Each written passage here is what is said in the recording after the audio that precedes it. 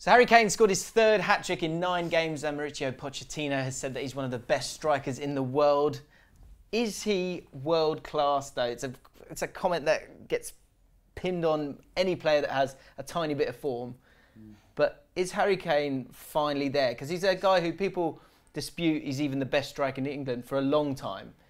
Is it now done and dusted? He's the best striker in England and he's world-class. Flav. It's hard. It's such a. Is he the best striker? And there's so many different variables. He's the best striker in England, surely. Now you can say that. I think you can say that safely. If you speak to any football fan, honestly, out of all of the strikers that exist in the Premier League, every one of them would say they'd take Harry Kane because of his age. Oh, English. Oh, sorry. Forwards in the Premier League. I think more or less anybody would. I mean, you would take Harry Kane over Ibrahimovic because Harry Kane is 23 years old. He's got another probably 200 league goals in him. I know full well what you're trying to do here, Flav. that in a heartbeat you would take Aguero tomorrow.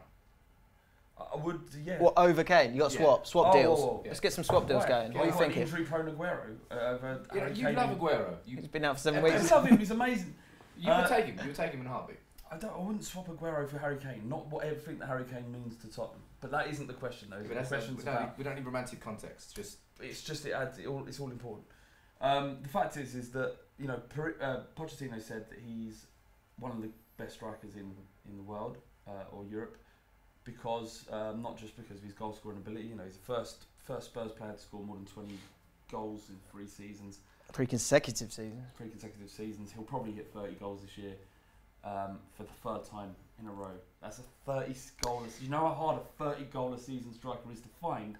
There's maybe guaranteed 3 or 4 of them in the world, right? Probably you're talking about Aubameyang, Lewandowski, Ibrahimovic, and Sanchez, depending on where you blow him. Ibrahimovic. What are you talking about? he's got 26 goals already. Ibrahimovic, 15 goals in the Premier I'm League. talking about league goals. I'm just talking about the league now. No, that's fair point. It's not 30. 55% of his shots are on target. Ibrahimovic. Kane's is 62%. So he's hitting the target more. 7% more accurate he is. So, yeah, and that's Harry Kane's also been out injured for 7 weeks as well. It's true. Why do you think, Freddie? Why do you think Harry Kane doesn't get? Does he get the respect he deserves? What do you think? Do you think he's not fashionable? Is he? He's not sexy. Not at all. I mean, Shearer wasn't sexy, but he scored 260 goals in the Premier League.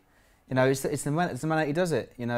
He gets in and around the 18-yard box, and that's what a striker needs to do. They needs to be busy, and he's got that presence up front now. He's how tall is he? 6 foot nearly. Yeah. So he's got the aerial ability. He's got the ability at his feet. He's got the power. He's got the strength. For me, he's probably the all-round striker. Yeah. Wow. Would you? Of all the strikers in the Premier League, you've got Sanchez, you've got Aguero, you've got Diego Costa. Would you take him above all of those? So I'd take Kane over Costa any day of the week. Would you? Yeah, definitely. Why? Well, I mean, like I said, he's the typical romantic centre forward, isn't he? Costa gets himself gets himself out about a bit, and he wouldn't be liked by the Southampton fans. Kane, he's a romantic. He's fashionable. He gets a love affair with the fans. People like him because he scores nice goals. He doesn't put himself about and get red cards like Costa does. You get all of the goals of Diego Costa without any of the mugginess. Yeah. So there's quite a lot of mugginess with Kane. Oh, how? Just the mug. That's harsh. This is what it is. This is ultimately what it is. Kane doesn't get the recognition he deserves because he's from Enfield. He had a shit youth career.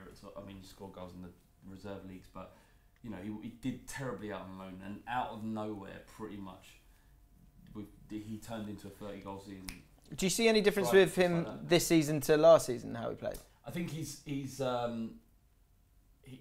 very much before he scored most of his goals by his technique, which has always been great, and his position and reading the game. So he always seems to be in the right position, and it isn't a fluke.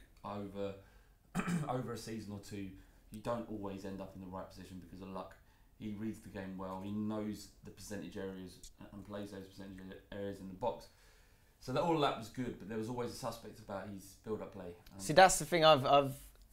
When I've seen him, and I don't see him that often, and you don't like it when I say it, but whenever I have seen him, his hold-up play Against the bigger teams, I've seen him get bullied a few times.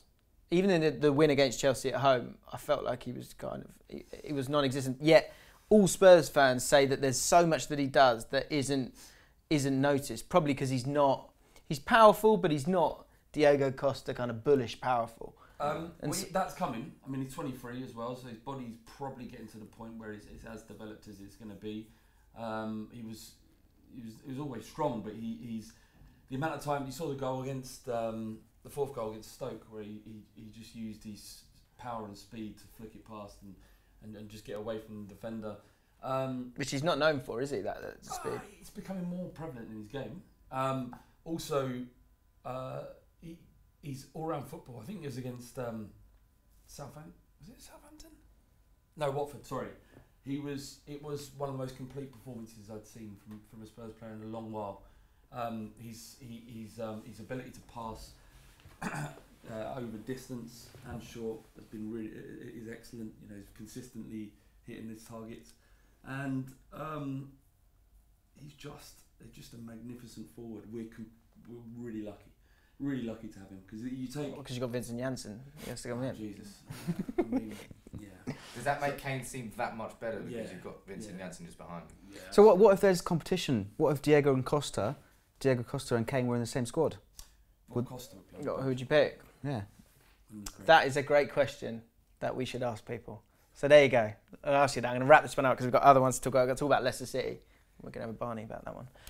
So who would you rather, if you had Diego Costa and Harry Kane in the same squad, which one would you start for your team? Let us know in the comments below. And let us know if you think that one Harry Kane is the best striker in Europe. And if not, who's your top three? Let us know in the comments below. That's not what I argue. And that's not, and we know that. If you enjoyed the video, give it a like. Most importantly, subscribe to Bull Street and check out all the other videos on this week's Social Club.